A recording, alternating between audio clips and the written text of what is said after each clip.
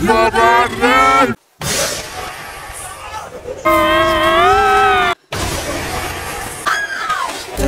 देखे बिना सांस मुझे आती नहीं।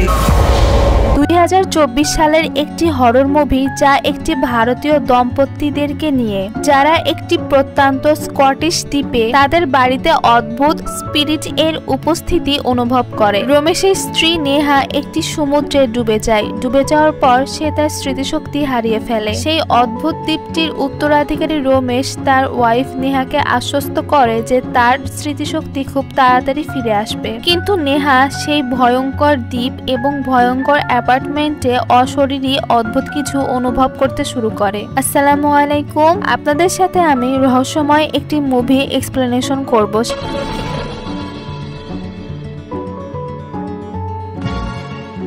মুভির শুরুতেই একটি মেয়েকে দেখানো হয় যে সমুদ্রে ডুবন্ত অবস্থায় রয়েছে।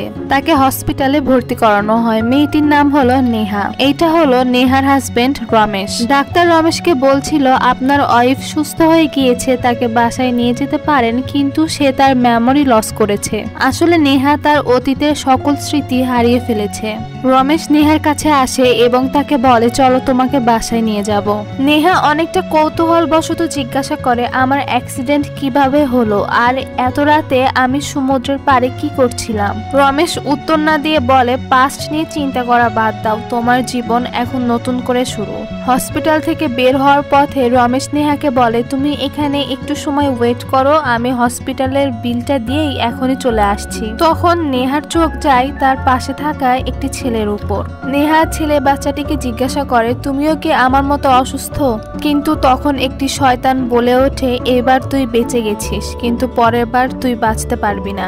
বিষয়টি নেহা সিরিয়াসলি নেয় না। সে ভাবে অ্যাক্সিডেন্টের কারণে হয়তোবা তার সাথে হ্যালুসিনেশন হচ্ছে। এরপর হেলিকপ্টারে করে রমেশ নেহাকে তার আইল্যান্ডে নিয়ে যায়। রমেশ একজন বিজনেসম্যান। বিজনেসে লস হওয়ার কারণে সে অনেক ঋণে পড়ে যায়। তাদের কাছে থাকার মতো শুধু এই আইল্যান্ডের এই অ্যাপার্টমেন্টটি রয়েছে। অ্যাপার্টমেন্টে প্রবেশ করার সাথে সাথে নেহা তার আশেপাশে অদ্ভুত কিছু অনুভব করতে থাকে। সে যখন জানালার দিকে তাকায় একটি ভয়ঙ্কর হাত তার সামনে চলে আসে। তখনই পিছন থেকে রমেশ তাকে ডাক দেয়। রমেশ জিজ্ঞাসা করে তুমি ঠিক আছো? নেহা দেখতে পায় একটি ফ্রেমে তার এবং রমেশের ছবি। রমেশ তখন তাকে বলে এটা আমাদের বিয়ের 1 বছরের পরের ছবি। এই ছবিটা দেখার পর নেহা অনেক ইমোশনাল হয়ে যায় এবং বলে আগের নেহা এবং এখনকার নেহার মধ্যে অনেক পার্থক্য।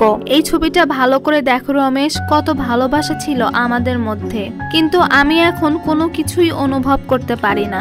আমি এমন একটা ফুল হয়ে গিয়েছি যেখানে রং আছে, সৌন্দর্য আছে, কিন্তু কোনো সুগন্ধ নেই। আমার হয়তো কখনোই আর আগের স্মৃতি মনে আসবে না। রমেশ তাকে শান্ত করে এবং একটি পিয়ানোর কাছে নিয়ে যায়। বলে পিয়ানোটা বাজাও, কিন্তু নেহা পিয়ানো বাজাতে চায় না। সে বলে আমি সবকিছু ভুলে গেছি রমেশ, আমাকে দিয়ে আর কিছুই হবে না। নেহা তার অতীতের মতো করে অনেক সুন্দর করে পিয়ানো বাজায়। রমেশ তাকে বলে দেখেছো হয়তোবা তোমার ব্রেন কিছু সময়ের জন্য সব ভুলে গিয়েছে, কিন্তু তোমার মন এখনো সব জানে। নেহা বলে এত কিছু মনে রেখে কি হবে যদি আমি আমাদের ভালোবাসার কাহিনীটাই মনে রাখতে না পারি। রমেশ বলে তুমি পিয়ানো বাজাও, আমি তোমাকে শোনাবো আমাদের ভালোবাসার কাহিনী। तेरी चाहते हैं मेरे जीने का सहारा। রমেশ অতীতের সবকিছু নেহাকে বলে। ফার্স্টে তাদের কোথায় দেখা হয় এবং তাদের পরিচয় কোথায় থেকে শুরু সবকিছুই শেয়ার করে।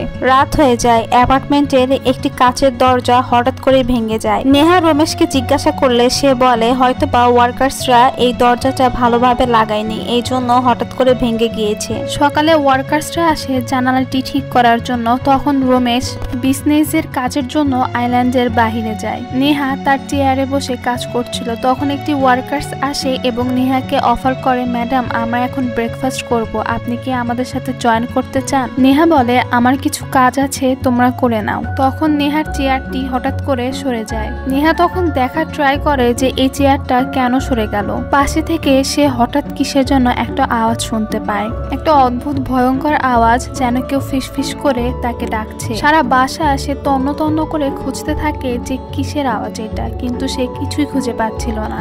হঠাৎ একটি প্লাস্টিকের জিনিস ফ্লোরে পড়ে যায়। সে যখনই এইটা তুলতে যাবে তখনই তার পিছনে একটি মেয়ে চলে আসে। মেয়েটির নাম হলো আয়শা, নেহার বেস্ট ফ্রেন্ড। আয়শা নেহাকে বলে, তুমি শিওর যে তুমি আমাকে সত্যি চিনতে পারছো না? নেহা বলে, আই এম সরি, আসলে আমার মনে হচ্ছে যে আমার জীবন কিছুদিন আগে শুরু হয়েছে, পাস্টের কোনো কিছুই আমার মনে নেই।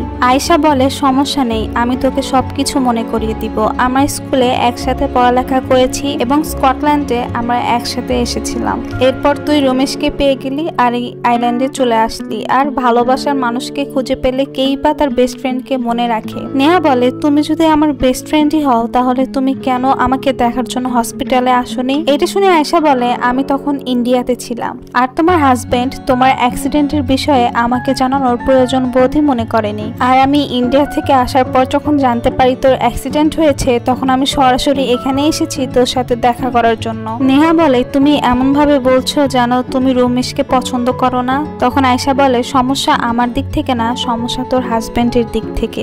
আয়শা বলে, যাই হোক, তুমি আর রমেশ নতুন ভাবে জীবন শুরু করছো, এটাই অনেকটা স্লিপিং ডগস লাই। এটা শুনে নেহা অনেকটা অবাক হয়ে যায় এবং বলে, স্লিপিং ডগস লাই মানে আমাদের রিলেশনে কি কোনো সমস্যা ছিল? তখন একটি রহস্যকরময় ঘটনা আমাদের সামনে উন্মোচিত হয়। আয়শা বলে, তুমি যখন হসপিটাল থেকে এসেছো এই অ্যাপার্টমেন্টে অদ্ভুত কিছু কি অনুভব করতে পেরেছো? যেমন হঠাৎ দরজা লাগানোর শব্দ, স্ট্রেঞ্জ সাউন্ড, তুমি ছাড়াও এই বাড়িতে অন্য কারোর অস্তিত্ব রয়েছে এমন কিছু কি তুমি অনুভব করতে পেরেছো? নেহা বলে, এগুলো তুমি কিভাবে জানলে? আয়শা বলে, কারণ এই বাড়ি হন্টেড আর যে আত্মাটি এখানে আছে সে তোমাকে অনেক ঘৃণা করে, আর তোমার হাজবেন্ড তোমাকে এগুলো জানতে দেয়নি কারণ সে চায় এই অ্যাপার্টমেন্টটি হোটেলে পরিণত করবে। সে এখন ঋণে পড়ে গিয়েছে আর তার কাছে এই একটাই উপায় আছে ঋণ থেকে বাঁচার জন্য, আর তোমার হাজবেন্ড তোমাকে ইউজ করছে।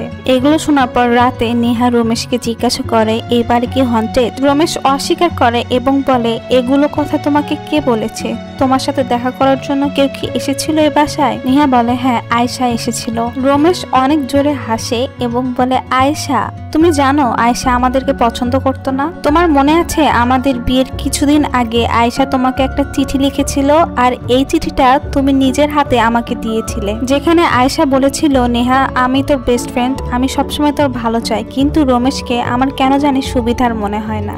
আয়শা তোমাকে মিথ্যা কথা বলেছে। নেহা এগুলো শুনে বলে, কিন্তু আয়শা আমার বেস্ট ফ্রেন্ড, সে কেন আমাকে মিথ্যা কথা বলবে? রমেশ বলে, কারণ সে জেলাস। তোমরা দুজন একসাথে স্কটল্যান্ডে এসেছো এবং তোমার আমার সাথে বিয়ে হয়েছে আর তুমি আমার সাথে অনেক সুখে আছো, আর এগুলো দেখে কোনো মেয়ে তো জেলাস ফিল করবে, এইটাই স্বাভাবিক। তখন নেহা বলা, আই এম সরি রমেশ, আমি তোমাকে ভুল বুঝেছি। এরপর রাত হয়ে যায়, নেহা তার রুমে ঘুমাচ্ছিল। এই অবস্থায় হঠাৎ তার রুমের দরজাটি একাকী খুলে যায়। এটা দেখার জন্য নেহা তার রুমের বাহিরে যায়। নেহা দেখে তার অ্যাপার্টমেন্টের লিফটটি একাই ওয়ান হয়ে গিয়েছে, যেন কেউ তাকে কোনো একটা জায়গায় নিয়ে যেতে চাচ্ছে। নেহা লিফটের ভিতর উঠে পড়ে। তখন আমরা সেই স্পিরিটটিকে উপরে দেখতে পাই। নেহা যখনই উপরের দিকে তাকাবে একাই লিফটটি ওয়ান হয়ে যায়। এই লিফটটি সরাসরি এই অ্যাপার্টমেন্টের বেসমেন্টের সাথে কানেক্ট ছিল। লিফটটি নেহাকে সেই অন্ধকার বেসমেন্টে নিয়ে যায়। সে গিয়ে দেখে সেই বেসমেন্টে অনেক বড় একটি দরজা। দরজাটিতে আছে অনেক বড় একটি তালা ঝুলানো। এটা দেখে সে অনেক অবাক হয়ে যায়, কারণ ভিতরে কি এমন থাকতে পারে যার জন্য এত বড় একটি তালা ঝুলানো। সে দেখার ট্রাই করছিল যে ও পাশে কি আছে। হঠাৎই তার পিছনে অদ্ভুত কিছু চলে আসে। পিছন ঘুরে দেখতেই সে দেখে ফ্লোরে একটি আইডেন্টি কার্ড পড়ে আছে। হাতে তুলতেই দেখে এটি একটি পুলিশের আইডেন্টি কার্ড। তখন নেহা বুঝে যায় পাস্টে কিছু তো একটা হয়েছিল যে কারণে এই অ্যাপার্টমেন্টে পুলিশ এসেছিল। নেহা তখন ভাবতে থাকে রমেশ যেটা বলেছিল সেটাই সত্যি নাকি আয়শা যেটা বলেছিল সেটা সত্যি। সবকিছু মিলে সে অনেক কনফিউজড হয়ে যায়। সেই জন্য নেহা ঠিক করে পুলিশটার বাসায় যাবে সবকিছু জানার জন্য। পুলিশটির বাড়ির ঠিকানায় যাওয়ার জন্য তাকে জাহাজে করে এই আইল্যান্ডটি পাড়ি দিতে হবে, কিন্তু নেহা পানি দেখে অনেক ভয় পায়, কারণ সে একবার সমুদ্রে ডুবে গিয়েছিল। সে সমুদ্রে পাড়ে যায় ঠিকই, কিন্তু যখন সে তার অ্যাক্সিডেন্টের কথা মনে করে তখন তখনই দৌড়ে তার রুমে চলে আসে। এসে দেখে সেখানে আয়েশা। নেহা আয়েশাকে বলে, তুমি আবার কেন এসেছো? তুমি যেটাই বলো না কেন আমি তোমাকে বিশ্বাস করি না। তখন আয়েশা বলে, আমাকে তুমি বিশ্বাস নাই বা করলা, কিন্তু তোমার হাতে যে আইডেন্টি কার্ড একটি পুলিশের, এটা কোথা থেকে এসেছে জানতে চাইবে না? তখন নেহা বলে, এটা যে একটি পুলিশের আইডেন্টি কার্ড তুমি কিভাবে জানলে? উত্তরে আয়েশা বলে, আমি সব জানি নেহা, আর এখানে আমি এসেছি শুধুমাত্র তোকে হেল্প করার জন্য। তোর অ্যাক্সিডেন্টের আগে তুই আমাকে কিছু একটা বলতে চেয়েছিলিস। তুই আমাকে বলেছিলি যে তুই অনেক বিপদে আছিস, আর তারপর তো তোর অ্যাক্সিডেন্টই হয়ে গেল। এরপর আয়েশা সেই পুলিশ অফিসারটিকে সে অ্যাপার্টমেন্টে ডাকে। পুলিশ অফিসারটি নেহাকে বলে, আপনার অ্যাক্সিডেন্টের কথা জানতে পেরে আমি হসপিটালে গিয়েছিলাম আপনার সাথে দেখা করার জন্য। সেখানে গিয়ে জানতে পারি আপনি সবকিছু ভুলে গিয়েছেন, কিন্তু আমি এটা বুঝে গিয়েছিলাম যে আপনি যখন এই অ্যাপার্টমেন্টে আসবেন আপনার সামনে এমন কিছু ঘটনা ঘটবে যে অবশ্যই আপনি আমার সঙ্গে আবার দেখা করতে চাইবেন। তখন নেহা বলে, আমি কি আপনাকে তাহলে সরাসরি কিছু জিজ্ঞাসা করতে পারি, আপনার এই ভিজিটিং কার্ডটি আমার বাসায় কি করছে? আমরা কি আগেও দেখা করেছিলাম? এরপর কিছুদিন আগের ঘটনা দেখানো হয়। পুলিশ অফিসারটি তাকে ভিজিটিং কার্ড দেয় এবং বলে, আমি দেবদেন সিনহা, আপনার শ্বশুর মারা গিয়েছে, এর তদন্ত করার জন্যই আমি এখানে এসেছি। আপনাদের ভাষ্যমতে তিনি মাঝরাতে জাহাজ নিয়ে সমুদ্রে যান এবং শর্ট সার্কিট হয় আর জাহাজে আগুন ধরে যায়, কিন্তু আমার সন্দেহ অন্য কিছুতে, কারণ জাহাজের শর্ট সার্কিটই হয়নি, জাহাজে কেউ ইচ্ছাকৃতভাবে আগুন লাগিয়ে দিয়েছিল, আর সেখানে একজনের জ্যাকেট পরেছিল যেটা আপনার শ্বশুরের ছিল না। আমার সব সন্দেহ আপনার হাজবেন্ড রমেশের উপর। এরপর সিন বর্তমানে চলে আসে। এগুলো শুনে নেহা বলে, আমার হাজবেন্ড রমেশ তার বাবাকে মেরেছে? পুলিশ অফিসার বলে, হ্যাঁ, আমার সন্দেহ আপনার হাজবেন্ডের উপর। পুলিশ অফিসার বলে, আপনার এই বড় অ্যাক্সিডেন্ট হওয়ার আগে আরেকটা ছোট অ্যাক্সিডেন্ট হয়েছিল, আপনার মাথায় এখনো সে আঘাতের চিহ্নটি আছে। এরপর কিছুদিন আগের সিন দেখানো হয় যেখানে নেহার সাথে রমেশের অনেক ঝগড়া হয়। নেহা রমেশকে জিজ্ঞাসা করে, তুমি কি তাহলে তোমার বাবাকে মেরেছো? রমেশ বলে, আমি তার সন্তান, আমি কেন আমার বাবাকে মারতে যাব? নেহা বলে, তাহলে এই কেস যে তদন্ত করছে পুলিশ, এই বিষয়ে তুমি আমাকে কিছু জানাওনি কেন? রমেশ বলে, তুমি টেনশন করবে এই জন্য আমি তোমাকে কিছুই জানাইনি। কথোপকথনের মাঝে নেহা রমেশকে বলে, আমি এই বাসায় থাকতে চাই না, এটা একটা হন্টেড বাসা, আর এই সব কিছু হচ্ছে ওই বেসমেন্টে থাকা স্পিরিটের জন্য, আমি এখনই সেই দরজাটা ভেঙে ফেলবো। এইটা বলে সে যখনই দরজাটি ভাঙতে যাবে তাদের মধ্যে হাতাহাতি হয় এবং রমেশ তাকে অনেক জোরে ধাক্কা দেয়। ধাক্কা দেওয়ার কারণে নেহা তার মাথায় অনেক জোরে আঘাত পায়। এরপর সিন বর্তমানে চলে আসে। যাওয়ার আগে ইন্সপেক্টর তাকে বলে যায়, যেভাবেই হোক আপনার পাস্ট আপনাকে মনে করতেই হবে। এরপর কিছু ক্লু খুঁজে পাওয়ার জন্য নেহা সারা বাসার তল্লাশি করে। একটি বইয়ের মধ্যে সে একটি কাগজের টুকরো খুঁজে পায়। কাগজে একটি জার্নালিস্টের ঠিকানা ছিল। এই ঠিকানা অনুযায়ী নেহা চলে যায় সেই জার্নালিস্টের কাছে। নেহা তাকে বলে, আপনার এই ঠিকানাটা আমার কাছে ছিল, আপনি কি কখনো আমার বাসায় এসেছিলেন? জার্নালিস্টটি তাকে বলে, হ্যাঁ, আমি আপনার বাসায় গিয়েছিলাম তদন্ত করার জন্য এবং আমার সাথে একটি কলিগও গিয়েছিল। নেহাকে একটি ভিডিও দেখানো হয়। নেহার অ্যাপার্টমেন্টে আদৌ কোনো অশরীরী কিছু আছে কিনা এটি প্রুভ করার জন্য এই ভিডিওটা করা হয়েছিল, যেখানে নেহা একটি লকেট বের করে এবং বলে, এই লকেটটা আমার না, কিন্তু এই লকেটটা কার সেটাও আমি জানি না। তখন মহিলাটি নেহাকে বলে, যদি এটি স্পিরিটের লকেট হয় তাহলে আমরা খুব তাড়াতাড়ি এই লকেটের মাধ্যমে সেই স্পিরিটটিকে বের করতে পারবো। ফার্স্টের দিকে এই লকেটটি একটি লবণযুক্ত পানিতে রেখে দিতে হবে, তাহলে সেই স্পিরিটের শক্তি অর্ধেক হয়ে যাবে। কিন্তু এই লকেটটি সেই লবণযুক্ত পানিতে রাখার সাথে সাথেই লকেটটি হঠাৎ গায়েব হয়ে যায়। তারা বেসমেন্টে গিয়ে লকেটটি খুঁজে পায়। যখনই মহিলাটি এই লকেটটা তুলতে যাবে তখনই সেই স্পিরিটটি তার উপর ভর করে। মহিলাটি অদ্ভুত আচরণ শুরু করে। নেহা তার কাছে যায় এবং বলে, তুমি কে? তুমি আমাদের থেকে কি চাও? কিন্তু তখন স্পিরিটটি নেহাকে ধাক্কা দিয়ে দূরে ফেলে দেয়। এগুলো দেখার পর নেহা খুব তাড়াতাড়ি ল্যাপটপটি অফ করে দেয়। এরপর নেহা তার আইল্যান্ডে ফিরে আসে। রাত হয়ে যায়। হঠাৎ নেহা ঘুম থেকে উঠে পড়ে। সে তার সাথে করে একটি ক্যামেরা নেয় এবং পুরো অ্যাপার্টমেন্ট ভিডিও করে। নেহা চাচ্ছিল সেই স্পিরিটটিকে ক্যামেরা বন্দি করতে এবং রমেশকে প্রুফ দেখাতে। যখন নেহা ভিডিও করছিল আশেপাশে সেই স্পিরিটটি তাকে হন্ট করতে থাকে। নেহা টেবিলের নিচে একটি পেন ড্রাইভ খুঁজে পায় যেখানে ছিল রমেশের একটি ভিডিও, যেখানে দেখানো হয় রমেশ একটি ভিডিও করছে এবং রমেশ বলছে যে এই বাসা হন্টেড। তখন নেহার সামনে রমেশ চলে আসে। নেহা রমেশকে বলে, তুমি অস্বীকার করেছিলে যে এই বাসা হন্টেড না, তাহলে এই ভিডিওটা কি? তুমি জানতে এই বাসা হন্টেড, তারপরও তুমি আমাকে কেন মিথ্যে কথা বলেছিলে? এখানে অনেক বড় একটি রহস্য ফাঁস হয়। এখানে রমেশ নেহাকে বলে, আমি জানি এই বাসা হন্টেড, কিন্তু এগুলো আমি তোমাকে জানাতে চাইনি, কারণ আমি চাই না সত্যিটা জানার পর তুমি কষ্ট পাও। রমেশ বলে, তোমার অ্যাক্সিডেন্টের আগে আমি বিজনেসের জন্য বাইরে গিয়েছিলাম, তখন অনেকবার আয়শা এসেছিল তোমার সাথে দেখা করার জন্য। আমি না থাকার কারণে বেশিরভাগ টাইমই তোমরা দুজন একসাথে কাটিয়েছিলে। আমি যখন বিজনেসের কাজ শেষ করে বাসায় আসি, আয়শা তোমার বিভিন্ন পার্সোনাল বিষয় নিয়ে আমাকে ব্ল্যাকমেল করতে শুরু করে। এক পর্যায়ে তার সাথে আমার লড়াই হয় এবং অজান্তেই আমি তাকে মেরে ফেলি। এরপর তার লাশটি আমি বেসমেন্টে রেখে দিই। আর এইগুলো আমি তোমার কাছে থেকে এই জন্য লুকিয়েছি কারণ আমি চাই না তুমি কোনো কারণে কষ্ট পাও। এগুলো শোনার পর নেহা অনেক ইমোশনাল হয়ে যায় এবং রমেশকে সরি বলে তাকে ভুল বোঝার জন্য। কি মনে করছেন রহস্য এখানেই শেষ? না, আসল রহস্য এখনো বাকি আছে। এরপর তারা দুজন বাইরে ঘুরতে যায় কিছু সুন্দর টাইম স্পেন্ড করার জন্য। তখন আড়াল থেকে একটি মেয়ে লুকিয়ে তাদেরকে দেখছিল। মেয়েটি কেন লুকিয়ে তাদেরকে দেখছিল এটা আমরা একটু পরে জানতে পারবো। রাতে যখন তারা ঘুমিয়েছিল, হঠাৎ রমেশের ফোনে একটি মেসেজ আসে এবং একটি মেয়ে তাকে দেখা করার জন্য মেসেজটি পাঠিয়েছিল, কিন্তু মেসেজটা নেহা দেখে ফেলে। রমেশের পরিবর্তে নেহা যায় মেয়েটির সাথে দেখা করতে। নেহা মেয়েটিকে জিজ্ঞাসা করে, কে তুমি, আর এত রাতে কেন তুমি মেসেজ দিয়েছো? এখানে অনেক বড় একটি রহস্য উন্মোচিত হয়। মেয়েটি বলে, আমি আয়েশা। ওয়েট, এটা যদি আয়েশা হয় তাহলে ফার্স্টের দিকে যে মেয়েটাকে দেখানো হয়েছে সে কে? নেহা তাকে বলে, তুমি আয়েশা কিভাবে হতে পারো? তুমি মিথ্যে কথা বলছো। কিছুদিন আগেই আয়েশা আমার সাথে দেখা করেছিল। তখন আয়েশা তার আর নেহার পুরনো ছবিগুলো তাকে দেখায়। আয়েশা তাকে বলে, তোর অ্যাক্সিডেন্টের পর আমি অনেক চেষ্টা করেছিলাম তোর সাথে যোগাযোগ করার জন্য, কিন্তু তোর হাজবেন্ড আমার ফোন ধরেনি। নিশ্চয়ই তোর হাজবেন্ড তোর সাথে কোনো খেলা খেলছে। প্রথমত একটা অচেনা মেয়েকে আয়েশা বানিয়ে তোর কাছে নিয়ে এসেছে এবং নতুন কোনো গল্প সাজিয়ে রেখেছে তোর জন্য, যাতে করে তোর পুরনো স্মৃতিগুলো মনে না আসে। নেহা আয়েশাকে বলে, কিন্তু রমেশ এরকম কেন করবে? আয়েশা উত্তরে বলে, সেটাই আমাদেরকে খুঁজে বের করতে হবে। তুই রমেশকে বলিস না যে তোর সাথে আমার দেখা হয়েছে, তার আড়ালেই আমাদেরকে সব সত্যি খুঁজে বের করতে হবে।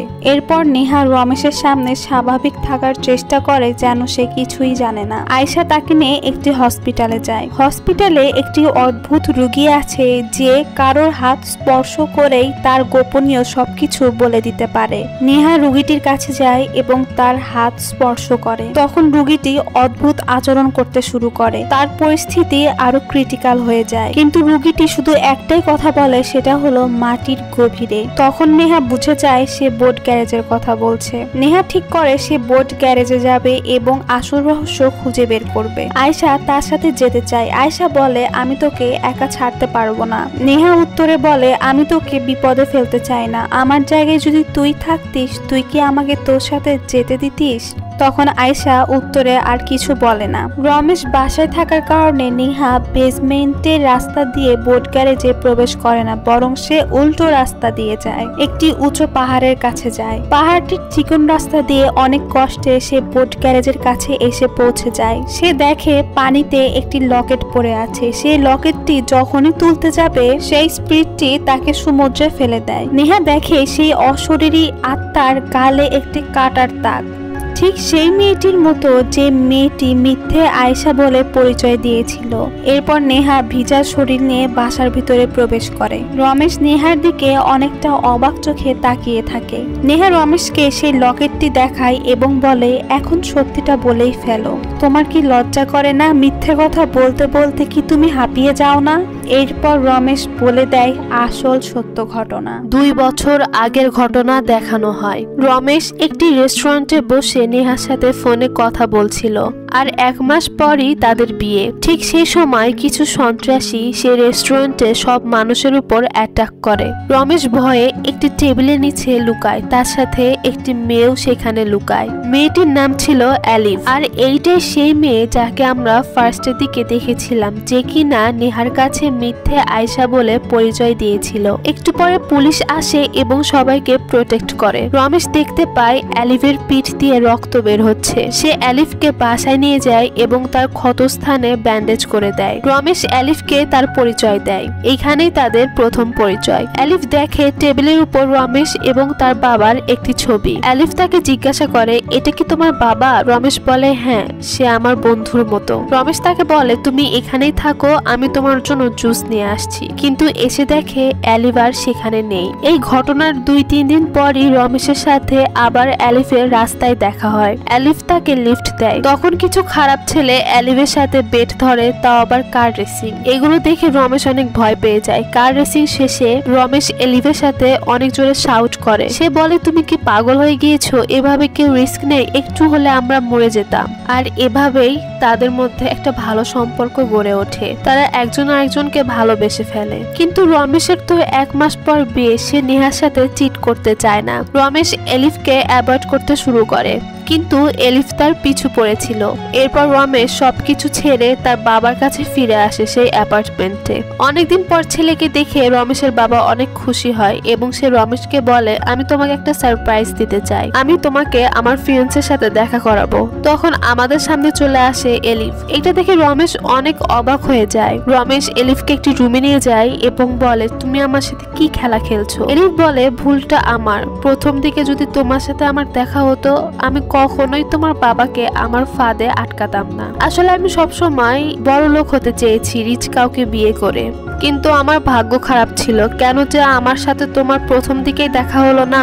রমেশ বলে, তুমি জানতে সে আমার বাবা, তারপরে তুমি এরকম কেন করলে? এলিফ বলে, কারণ আমি তোমাকে পছন্দ করে ফেলেছিলাম, আর তখন আমার পক্ষে পিছু হাঁটা সম্ভব ছিল না। এরপর রমেশ তাকে বলে, আমি সব বাবাকে বলে দিব যে তুমি একজন চিটার, আর তুমি শুধু টাকার জন্য আমার বাবার পিছনে পড়ে আছো। রমেশ যখনই তার বাবাকে সবকিছু বলতে যাবে, এলিফ পিছন থেকে তার বাবাকে এত জোরে আঘাত করে যে তার বাবা সেখানে মারা যায়। এটা দেখে রমেশ বুঝে উঠতে পারছিল না যে সে কি করবে।